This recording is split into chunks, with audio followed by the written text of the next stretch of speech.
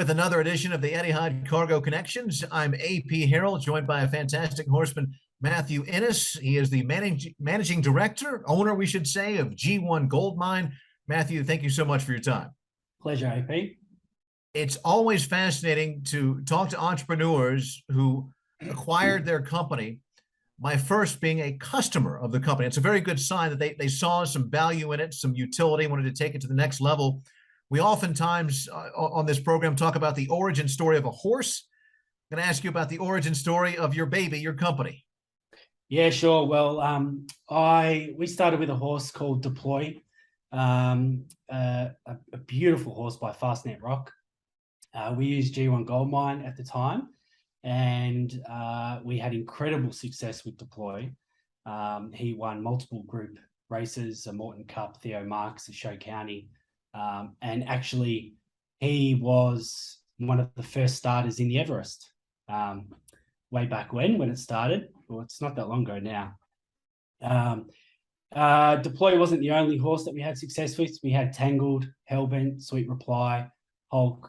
It was pretty evident early on that G1 Goldmine offered a huge opportunity in terms of eliminating risk in buying horses. And identifying successful horses as well. Most of the horses reached graded stakes level. They had more than, in excess of $500,000 prize money. So we were we were fairly aggressive in trying to purchase G1 Goldmine, and we were successful, which was exciting. After your experience with Deploy, how quickly did it take for you and your partners to deploy a plan and get after it and acquire the company? Yeah, look, it took about 18 months to acquire the company. And it was the opportunity for And Matthew, G1. I'm sorry, I'm just getting a notice here. Could you speak a little bit louder if you get a chance? Yeah, sure. Okay, The opportunity with G1 Goldmine was that it was, back then, it offered so much success at selecting yearlings and racehorses, but it was really under-resourced. So it took 18 months to acquire it, and then we proceeded with an additional 18 months to rebrand and re-resource the whole company. And so we effectively relaunched G1 Goldmine. It's almost 2 years ago now, which we're really proud of. And Matthew, when I was doing my research for this interview, it said that about 50,000 runners per week are entered into the system. How are you guys able to keep up with this seeming overflow of information? Yeah, it's a massive, and to be honest, that's the hardest part of the day-to-day running of the company. We had to set an offshore, what we call the data hub in Pakistan. So we've got an office there with a team of about 40 individuals. And it's a constant process. We get a results feed from a wholesaler, and we effectively have to match up to those 50,000 runners a week with generational data, which is a constant battle, but it's highly rewarding as well. On the human forefront, we're also interested in tracing our own lineage and seeing where we come from and running the DNA test. And of course, for the horses, I guess you want to do the same thing for a different purpose. How far back in a horse's lineage do you go? It depends on the tools of our platform. So some tools, we've got pedigree search, which search for an ancestor up to 7-8 generations. And then we have stallion match, which only really looks at up to 5 generations. So it's a little bit closer. Again, though, it depends on the individual. Theoretically, we're set up and geared in a way that it could be infinite all the way back to the records that we've got in our database. So depending on the tools. Managing Director of G1 Goldmine, Matthew Ennis, joins us on the Etihad Cargo Connections. We were joking before we were on air that G over in Australia, a group, it could be grade in the States. The G can be whatever you want it to be, right? Yeah, that's right. It can be grade, group, wherever you happen to be in the world. It's relevant to you, I suppose. Matthew, in weather forecasting, they say that, each day you project out, you're going to lose about 10% of the accuracy because you're looking further and further ahead. As you look further and further back at a horse's lineage, I would imagine, you can correct me if I'm wrong, that it's less impactful 7 generations than it was 3 generations ago. At what point do you see the diminishing returns and you say, hey, that's interesting, but really not a factor today? No, you're right. The data definitely suggests that the closer you are to the actual runner, the more important the data is. You know, in that first three generations tends to be the most important. Although there are clear outliers that go back in the generations. 8 Carat is a perfect example of that. 17,000 runners or so. Still running at 4% stakes winners to runners, which is huge for something that has 17,000 runners. And 8 Carat, she's in pedigrees of Melody Bell, Lonhro, Very Elegant, Octagonal, Piero, plenty. So I mean, I guess there's clear outliers for the positive and for the negative, but generally speaking, I personally prefer to look in those first three generations. Tell me a little bit about your background. I'm guessing you either have a math, science type background, or you brought some guys in who do, because so much math and science in here. Sure, horse racing is entertainment and there's guesswork involved, but what you guys do is quite specific and numbers based. Oh, it is. It is. I think there's two aspects to our business. There's that back end data analyst business where we are building algorithms to essentially identify patterns and identify success and identify negative traits. That's definitely core. And I think the other end is the front end. We have our business is simplifying that analysis and making it clear and simple for the breeder or for the farms, for any individual to clearly break down that data, which can sometimes be a little bit difficult to understand. So my background personally is multimedia. It's the user front end. I do have obviously a clear interest for thoroughbreds and breeding, but I do have a technical mind. So I like the idea of bridging the gap between the technical and the simple for that user. I mean, we obviously hire data scientists to do building the algorithms and such. That's way out of my league. But I think we're moving to a really, really exciting phase where we have now the database and the numbers to really start dipping our toes into the machine learning and AI space, which is undoubtedly where it's going to head towards, that's very, very exciting. G1 Goldmine Managing Director Matthew Ennis joins us on the Etihad Cargo Connections. Matt, you guys track about 50 data points per horse. I'd imagine some have more impact you've seen than others. Give us, in layman's terms, 2, 3, 4 of those data points and why they're so important. Oh, look, I think, I've touched on it before, but the data points surrounding the first three generations are key. For the particular runner, not only that form data, previous form, distance, age, sex, but I think also those things need to be factored in for the male side and the female side up to 3 generations. So, looking at the sire line to the 3rd gen and looking through that female, that dam line to the 3rd gen is, undoubtedly key, in my opinion.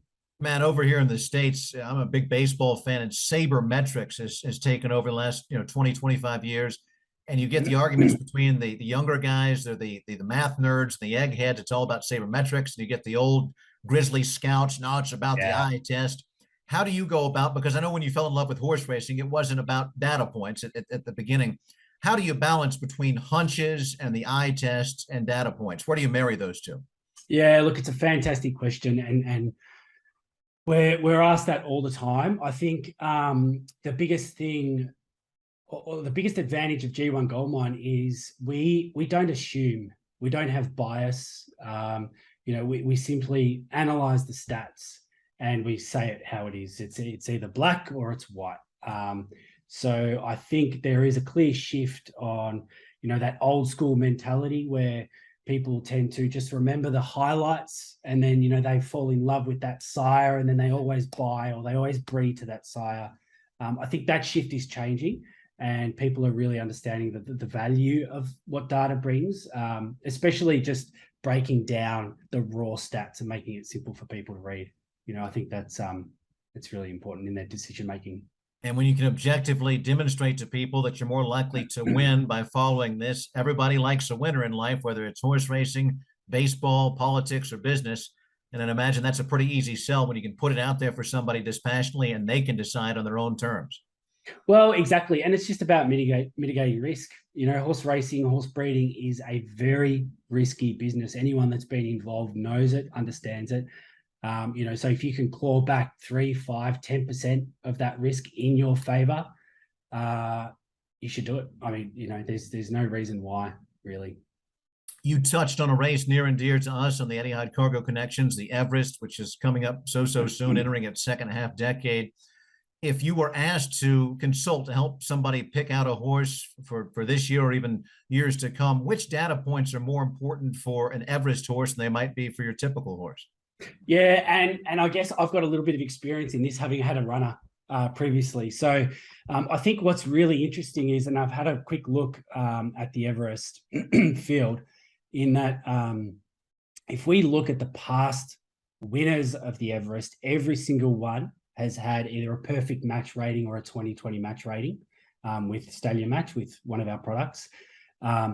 Every winner has had a distance profile of between 1,100 and a mile, 1,600 meters. Now, a distance profile for us is where we look at 5 generations of the pedigree. We don't just look at the runner. So this is looking at 5 generations of that winner and looking at all of the stakes winners within that generational period.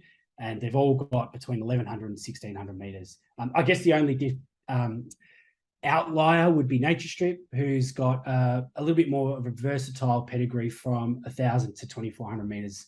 But generally, all of them have that kind of real sprinter to middle distance profile.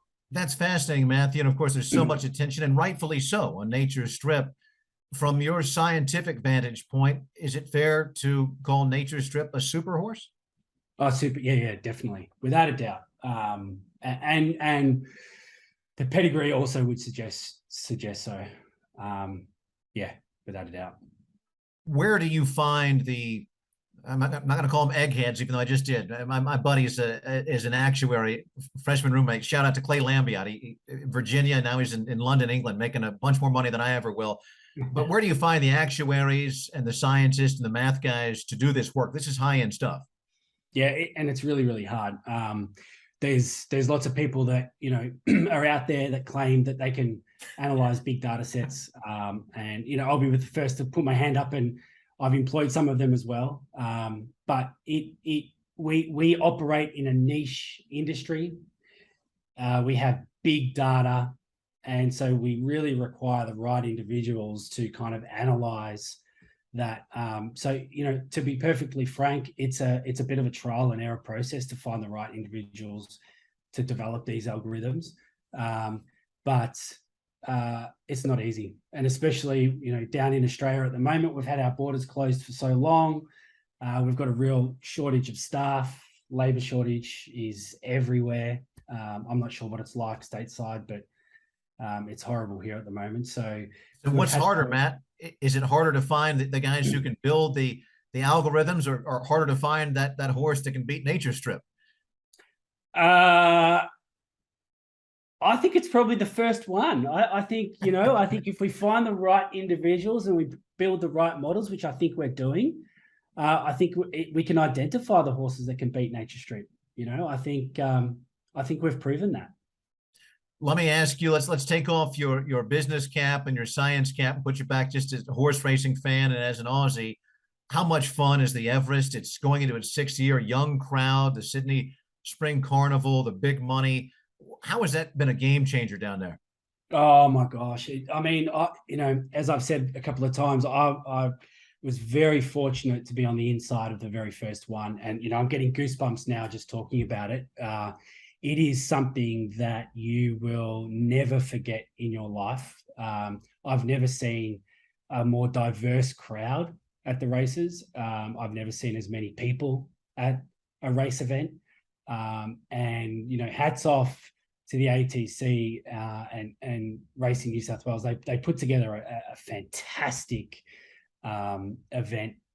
Right from the barrier draw all the way until the very end. When that winner crosses the line, it's just an amazing event. As we close out of the pandemic period and there's more attention drawn to the Everest and the big money and all the fun that hospitality you guys show down there to the world in Australia, I'm anticipating more and more international action in the Everest. And this next question, I don't know if there's any data points, but in the last 50 years, certainly 20, 25 years, even more, horses are flown all over the world to race.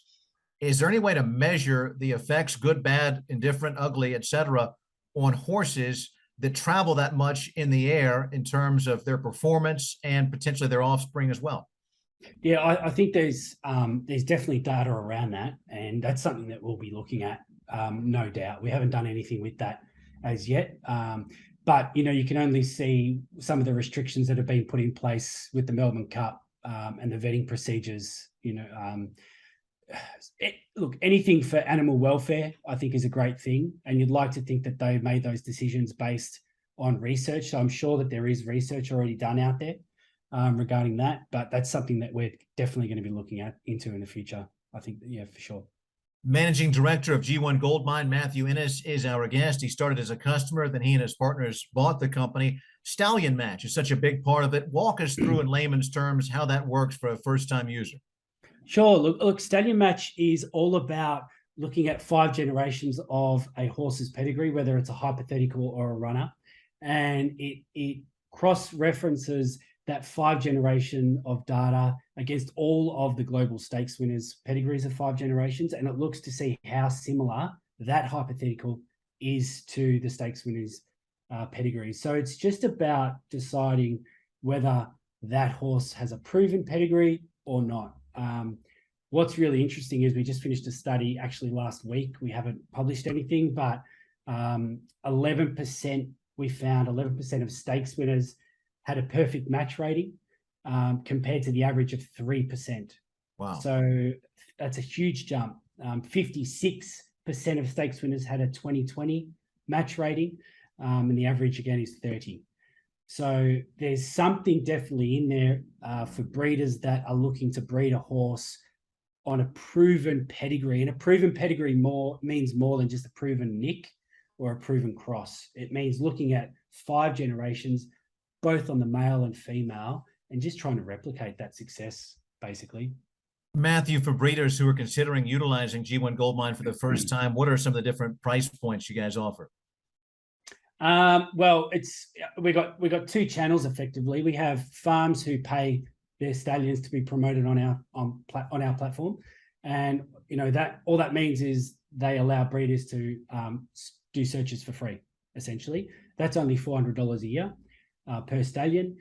For the breeder that wants to sign up and start, finding their crosses, prices start from $250 a year. So it's very affordable. We try and keep it as low as we possibly can because we believe there is purpose within the platform, and it really should be available for everyone.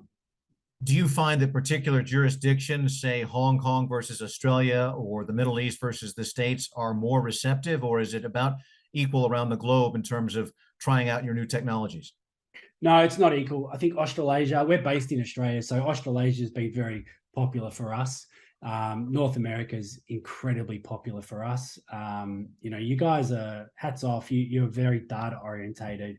And I think you guys in America, particularly in the States, have just been fantastic in opening up the gates for companies to innovate with data. You brought up baseball earlier. Baseball is a fantastic example in terms of they allowed everyone to consume and use their data, and there's been just amazing innovation in that space.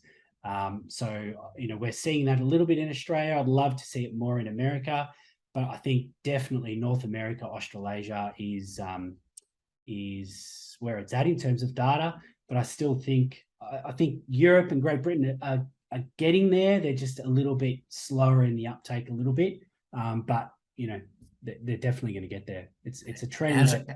As a Yank, I'm going to refrain from making a joke about the Brits being a little bit slow. Okay, I'm not going to say anything. All right.